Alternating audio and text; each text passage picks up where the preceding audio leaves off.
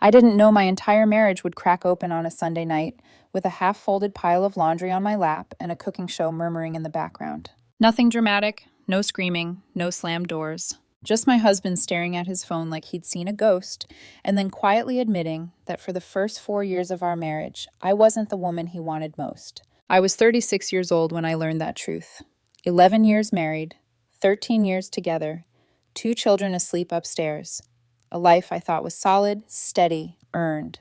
And in one conversation, all of it tilted. I remember the exact moment my body reacted before my mind did. My chest tightened. My fingers went numb. The room felt suddenly too small, like the walls had crept closer while I wasn't looking.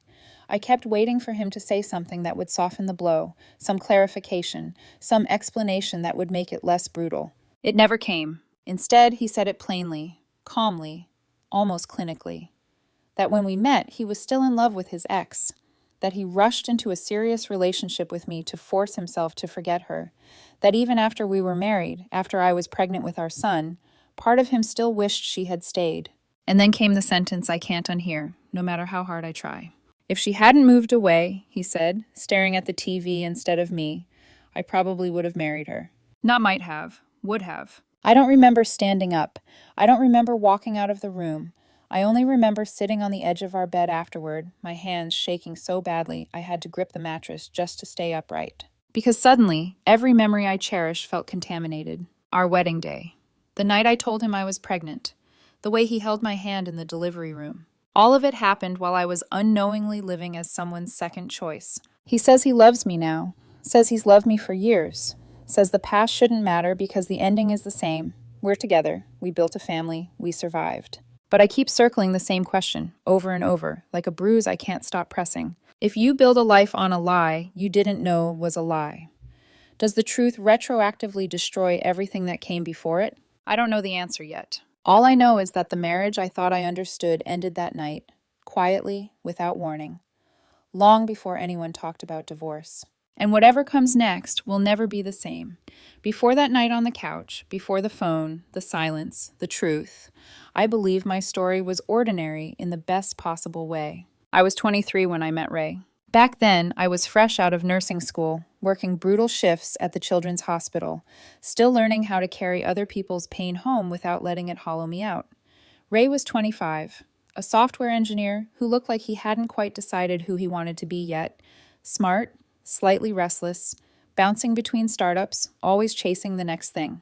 We met at a mutual friend's birthday party in 2012, one of those crowded apartments where everyone pretends they know more people than they do.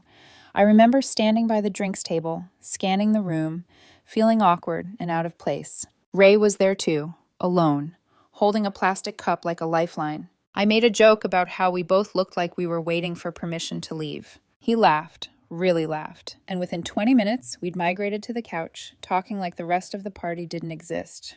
We talked about work, about how exhausting adulthood already felt, about how neither of us knew where we were supposed to end up.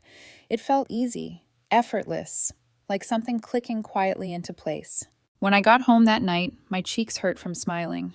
We started dating almost immediately. Ray was attentive in a way that felt intentional. He remembered small details. He'd text me good luck before hard shifts. He'd bring dinner to the hospital on nights I worked late and eat with me in the car so I wouldn't be alone. There were moments, tiny, forgettable ones at the time, that should have registered differently. Sometimes, when conversations drifted toward his past, he'd go vague. He mentioned an ex from college a few times. 3 years together, intense relationship. She moved away for grad school. It sounded resolved, old history. I didn't push. Why would I? Everyone has a past, and Ray was here, with me. We dated for 2 years before he proposed. It happened quickly, but it didn't feel reckless. He planned it carefully. A quiet weekend trip, a handwritten note tucked into my bag.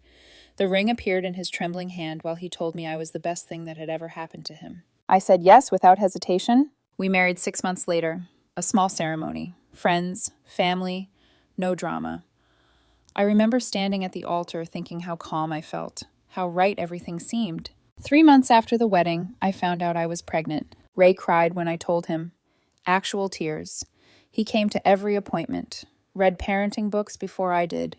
He rubbed my back when morning sickness kept me curled on the bathroom floor. He talked to my belly like our son could hear him already. From the outside and from the inside, our marriage looked solid. Not perfect, but real. Money was tight when the kids were babies. We worked opposite shifts to avoid full-time childcare. For nearly a year, we passed each other like ghosts. Me coming home as he left, notes scribbled on the counter instead of conversations. It was exhausting, lonely, but we survived it together. We didn't have explosive fights. We talked things through. We divided responsibilities without keeping score. Ray coached our son's soccer team. I handled school forms and doctor appointments. We functioned like a team. I thought we were building something honest. Looking back now, I see how fast everything moved, how quickly commitment followed connection, how neatly Ray slipped into the role of husband, father, provider. I didn't know that while I was falling in love, he was running from someone else, and that the life I cherished, the life I believed we chose together, had started as a substitute. At the time, though, I just thought I was lucky. If I'm honest with myself now, the truth didn't arrive all at once. It seeped in slowly, through moments I dismissed because they didn't fit the story I believed about us. Ray was a good husband. That's what made everything harder to question. But there were small things, quiet, easily explained things, that lived in the background of our marriage, like a low hum you only notice when the room goes silent. He was nostalgic in a way that didn't quite make sense. Sometimes, when we'd talk about our early dating years, he'd grow distant. Not sad exactly, more removed. Like he was remembering a version of himself that didn't belong to us. When I'd pull out old photos from when we first met, I'd notice how often he wasn't looking at me in them. At the time, I told myself it was coincidence, timing, bad angles. When songs from his college years came on the radio, he'd go quiet. If I asked what he was thinking about, he'd shrug and say, "Just memories." I never pushed. I thought that was respect. There were other moments, too. Conversations with his family that made me feel like I was always proving something I didn't realize was on trial. His mother would talk about his wild college years with a kind of fond indulgence, mentioning people I didn't know, stories I wasn't part of. I'd smile politely, feeling like an add-on to a life that had already peaked somewhere else. Once, early in our marriage, his sister casually mentioned his ex. By accident, she said. She froze mid-sentence, eyes darting to Ray like she'd crossed an invisible line. Ray changed the subject so fast it gave me whiplash. I remember laughing it off. She's ancient history, I told myself later. Everyone has one. But my body didn't laugh. My stomach tightened, just a little. I ignored it. Life moved forward. Kids, schedules, exhaustion, the kind of busyness that smooths over unanswered questions. When you're packing lunches at dawn and collapsing into bed after midnight, you don't stop to interrogate silences. Ray wasn't secretive. He didn't hide his phone. He didn't disappear for hours. He showed up to school events, to family dinners, to the grind of everyday life. That consistency became my proof that everything was fine. And yet, every now and then, there were moments where he felt emotionally out of sync. Like we were standing next to each other, but not fully aligned. I'd reach for him emotionally, and he'd respond, but a second late. Like someone following a script they'd memorized, rather than improvising from the heart. I told myself that's just marriage. That passion settles. That love becomes quieter. That stability looks boring from the outside, but feels safe on the inside. I clung to that narrative. Because the alternative, that something fundamental had been missing from the beginning, was too destabilizing to consider. Even now, when I replay those years, what hurts most isn't that he loved someone else. It's that I sensed something was off and trusted him enough to ignore myself. The seeds were there. I just refused to water them. It happened on a Sunday night, the kind that's supposed to feel safe. The kids were asleep upstairs, their doors cracked open the way they liked. The house smelled faintly like laundry detergent and leftover pasta. A cooking competition played softly on the TV, something mindless we half-watched while decompressing from the week. I was folding clothes on the couch, matching tiny socks, smoothing out wrinkles. Ray sat beside me, scrolling through his phone.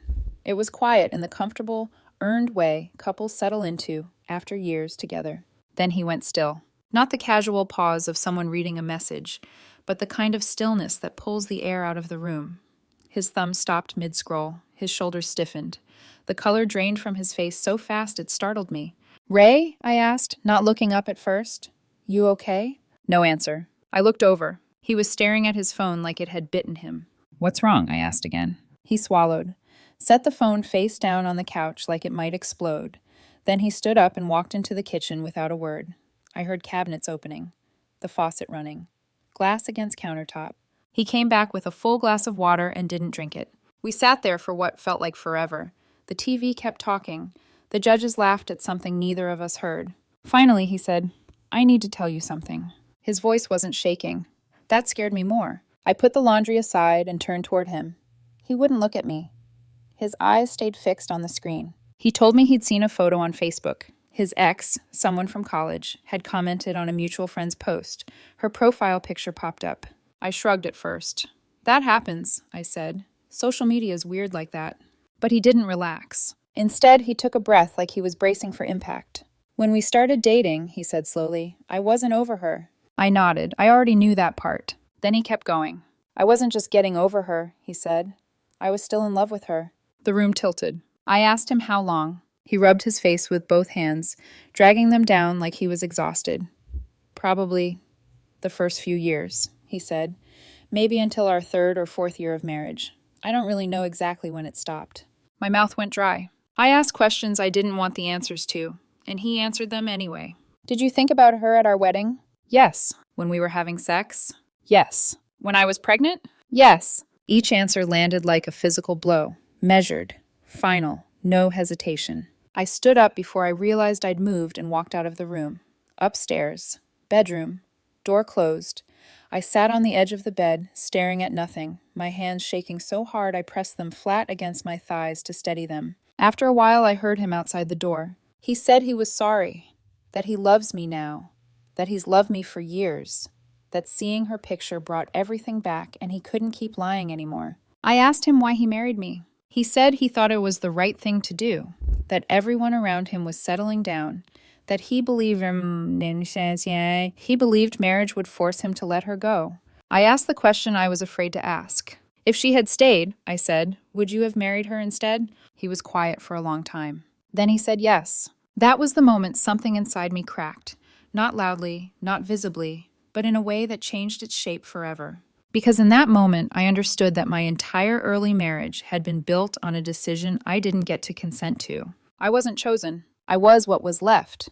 Shock doesn't look the way people think it does. It isn't screaming. It isn't throwing things. It isn't dramatic collapse. For me, it was quiet, clinical. I moved through the house like someone visiting a crime scene, careful not to touch anything because I wasn't sure what was still real.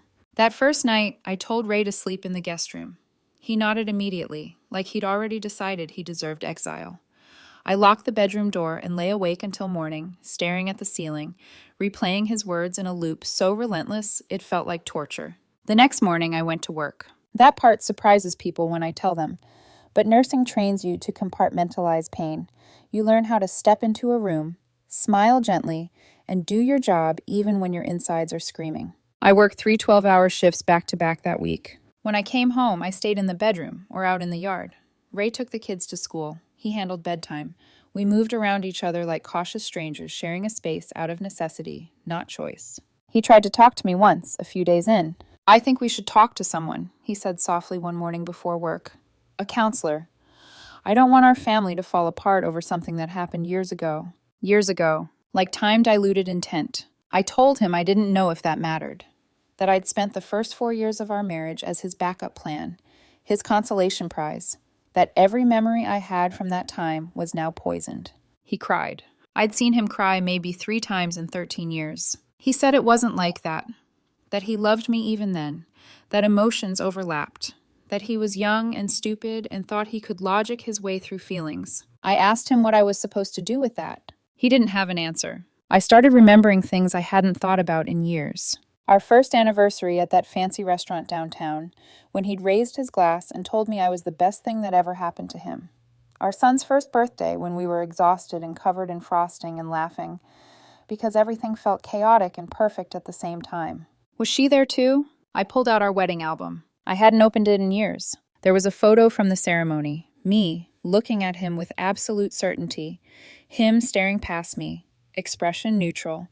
Another from our first dance, my head on his shoulder, his gaze drifting somewhere else. I had never noticed before. Once you see it, you can't unsee it. I called my sister that night. She lives 2 hours away. I told her everything in one long, shaking breath. She didn't interrupt. When I finished, she said she was driving up that weekend.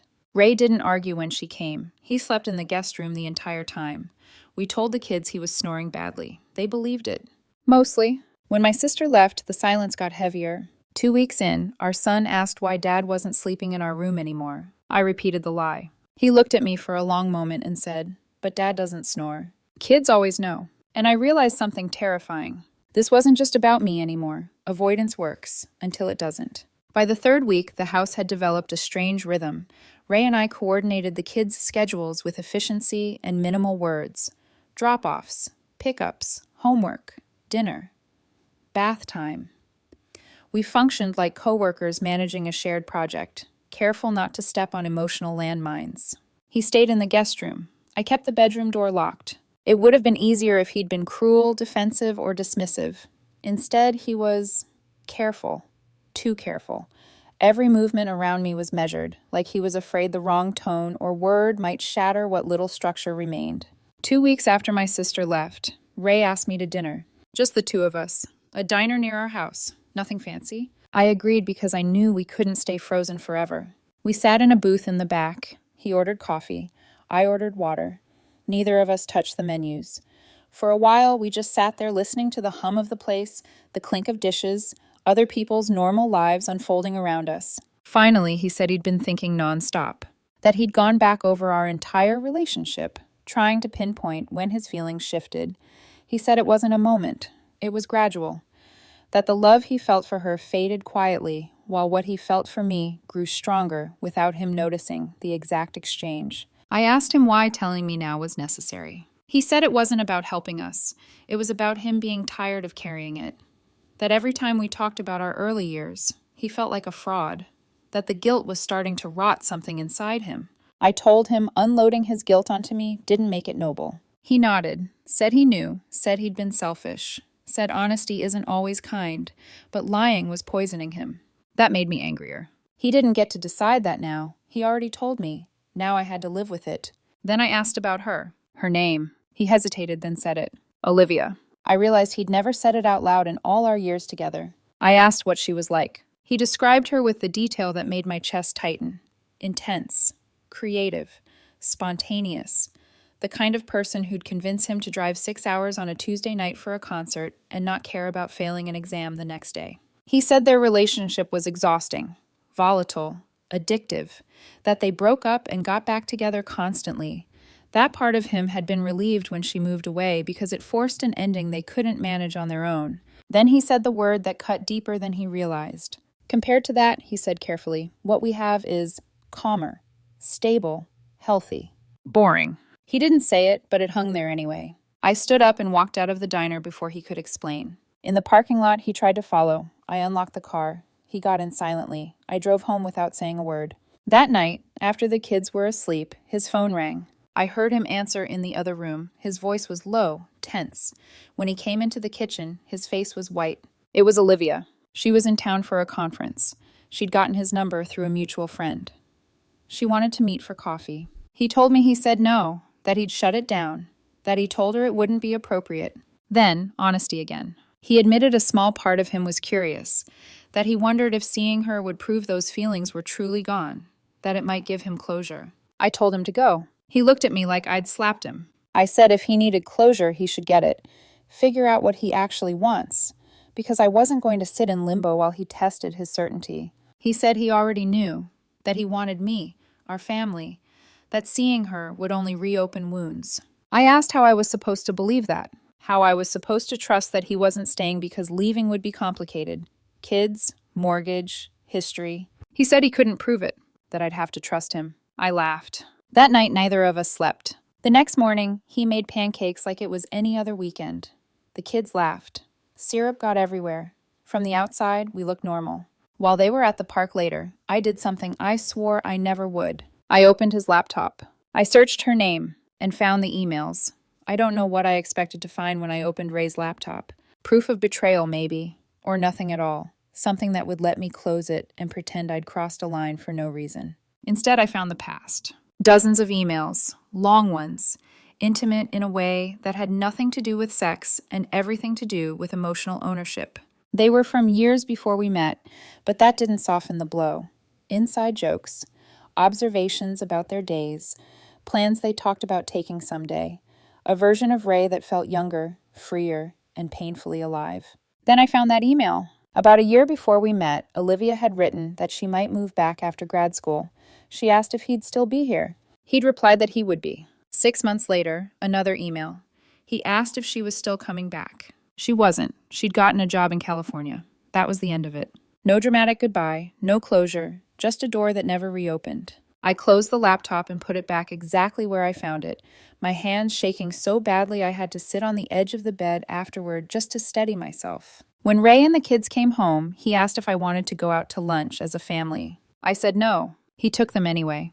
I stayed home alone, staring at walls that suddenly felt unfamiliar, like I'd been living in someone else's house without realizing it. That afternoon, I called a lawyer. I didn't file for divorce. I didn't even know if I would. But I needed to understand what leaving would look like. Custody, finances, logistics. I needed facts because emotions were no longer reliable. I didn't tell Ray. The paperwork lived in a folder in my car. Every few days, I'd take it out and read the first page before putting it back, my chest tight with the weight of choice. Around that time, Ray changed tactics. He stopped pushing for conversations. Instead, he started doing things. My favorite coffee appeared on the counter in the mornings. He cooked dinner most nights, fixed the loose board on the back deck I'd mentioned months ago, signed up to chaperone our daughter's field trip. I noticed everything. I acknowledged nothing. Then our son started acting out at school. Pushing, fighting, missing homework. A call from the teacher asking both of us to come in. We sat in tiny chairs meant for children while she explained that he'd been distracted, aggressive, nothing like himself. She asked gently if anything was going on at home. Ray and I looked at each other. Silence answered for us. On the drive home, Ray said we couldn't keep living in limbo, that it was hurting the kids. That night, I told him I'd met with a lawyer. He nodded like he'd expected it. Then he showed me his phone. Text messages from Olivia. She'd reached out again, said it was nice to reconnect, asked if he was sure he didn't want to meet. Then, days later, she'd sent a longer message. She regretted how things ended. She was divorced now. She lived in Seattle. If he ever found himself single, she'd love to reconnect properly. Ray had screenshotted the message, then blocked her. That was his closure. I handed the phone back without comment. That night, his father had a heart attack. Everything else fell away. I left work, dropped the kids at my sister's, and drove to the hospital. Ray's mom was crying. Ray looked like a child who'd lost his footing. When he saw me, he broke down against my shoulder without saying a word. We stayed there for hours. Around midnight, Ray told me he'd let me go, if that's what I needed. That he wouldn't fight custody. Would split everything fairly. That he just wanted me to be happy, even without him. And if I stayed, he'd spend the rest of his life proving I wasn't second best. I didn't answer. That night, alone in our bed, I hit bottom. Because I realized there was no outcome without pain. Leaving meant dismantling a life we'd built, hurting our children, and starting over in my late 30s with scars I didn't ask for. Staying meant learning to live with the knowledge that I wasn't chosen first, and deciding whether that truth would define the rest of my marriage. I cried quietly so no one would hear. And for the first time since this started, I admitted the truth to myself. I didn't know which version of my life I could survive. Ray moved out 3 weeks later. Not because I demanded it in a dramatic confrontation. Not because we'd reached some explosive breaking point. But because one quiet morning, standing in the kitchen with my coffee going cold in my hands, I realized I couldn't hear myself think with him in the house. I need the space, I told him. Not forever, just enough to breathe. He didn't argue. He didn't try to negotiate. He packed a bag that night and went to stay with a friend who had a spare room. We worked out a schedule so he could see the kids every morning before school and come back in the evenings for bedtime. From the outside, it probably looked cooperative, civil. Inside, it felt like an amputation. The house was too quiet once he was gone. I'd wake up in the middle of the night, expecting to hear him moving in the guest room. I made too much coffee every morning out of habit. I caught myself reaching for my phone to tell him something insignificant, something about the kids, or work, or a stupid thing I'd read, before remembering he wasn't coming home. During those weeks, I didn't try to decide anything. I just sat with it. I replayed our relationship from the beginning, over and over, trying to separate what I knew now from what I felt then, and something unexpected started to surface. What I experienced in those early years wasn't neglect. It wasn't absence. It wasn't indifference. Ray had shown up, consistently. He'd been present in ways that mattered.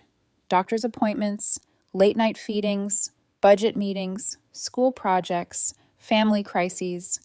Whatever emotional mess he carried inside himself back then, he hadn't used it as an excuse to disappear from our life. That didn't erase what he told me, but it complicated it. My sister said something during one of our long phone calls that stuck with me. She had asked, if you could go back to not knowing, would you?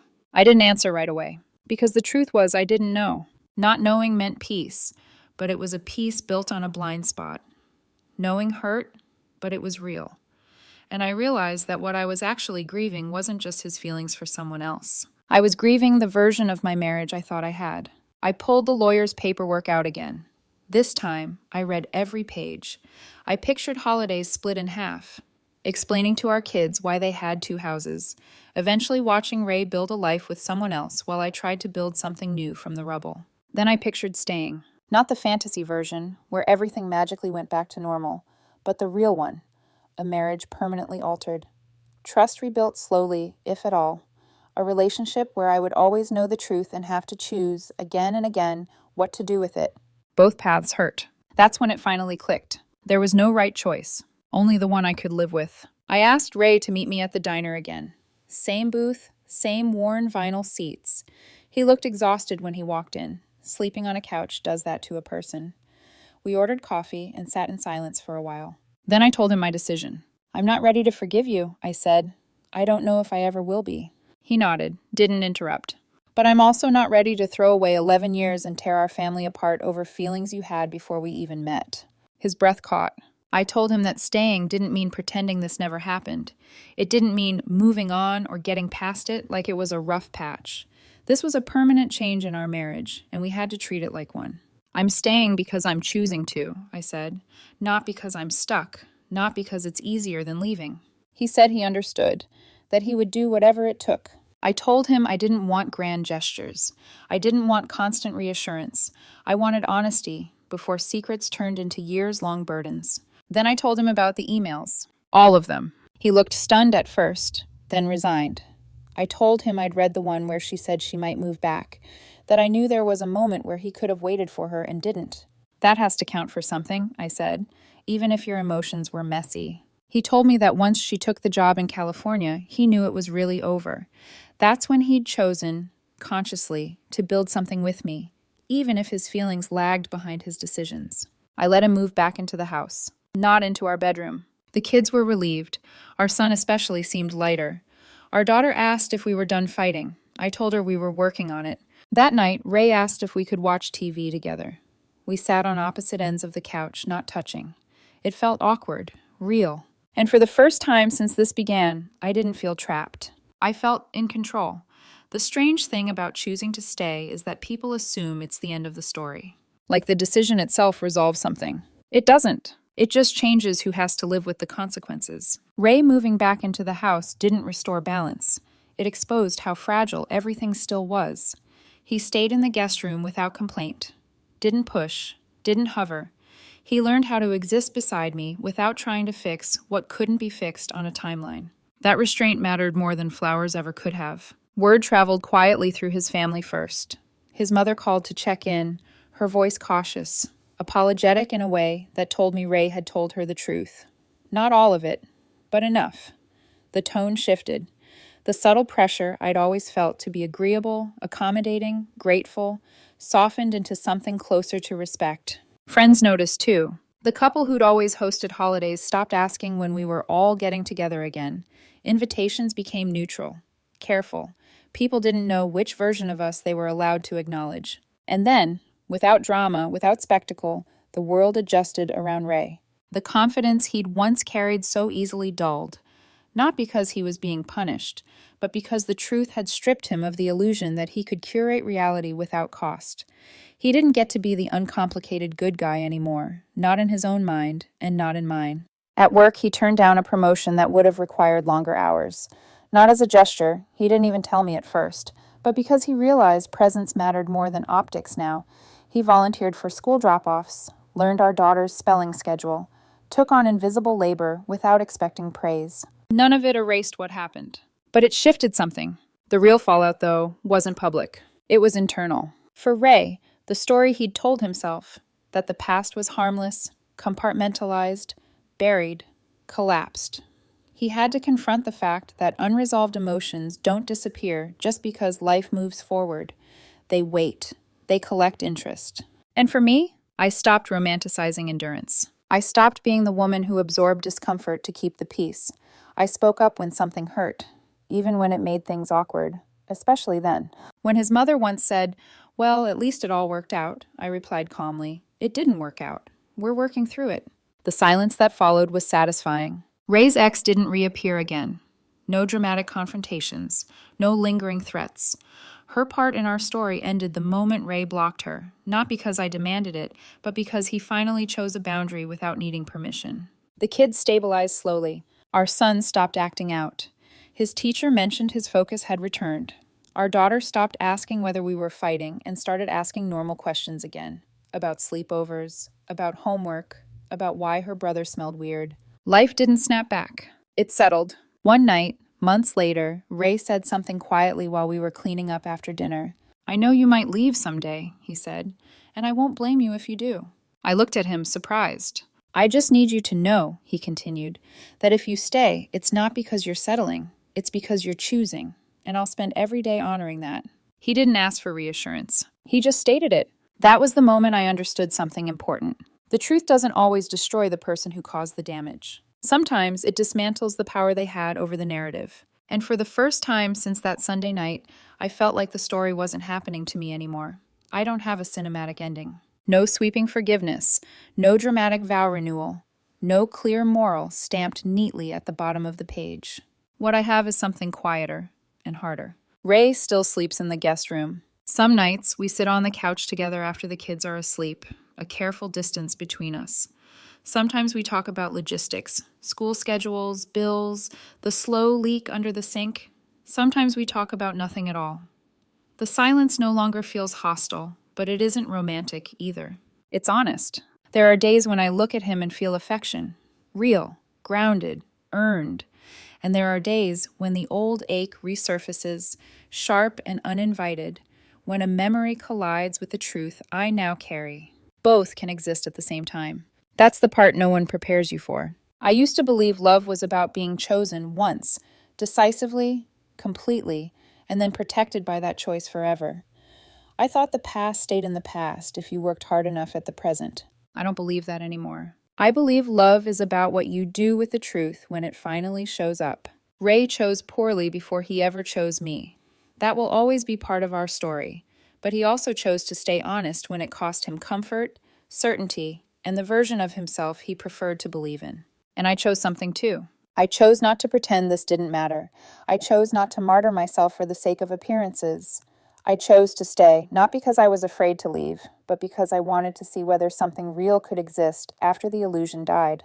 That choice doesn't lock me in. I know that now. If a year from now, or 5, I decide that this truth is heavier than the life we're rebuilding, I'll leave. Not angrily, not dramatically, just honestly. And Ray knows that. There is power in that knowledge. The biggest lesson I've learned isn't about marriage or forgiveness. It's this. You are allowed to be devastated by a truth that comes late. You are allowed to grieve a past that felt real but wasn't fully yours. And you are allowed to choose again, even if that choice doesn't look brave or noble or inspiring from the outside. Right now, I'm choosing to stay. Not because the ending is guaranteed, not because love conquers all, but because the life we built was real to me. Because our children deserve parents who don't lie to themselves, and because staying, for now, is a decision I can stand behind without betraying myself. That's enough for today.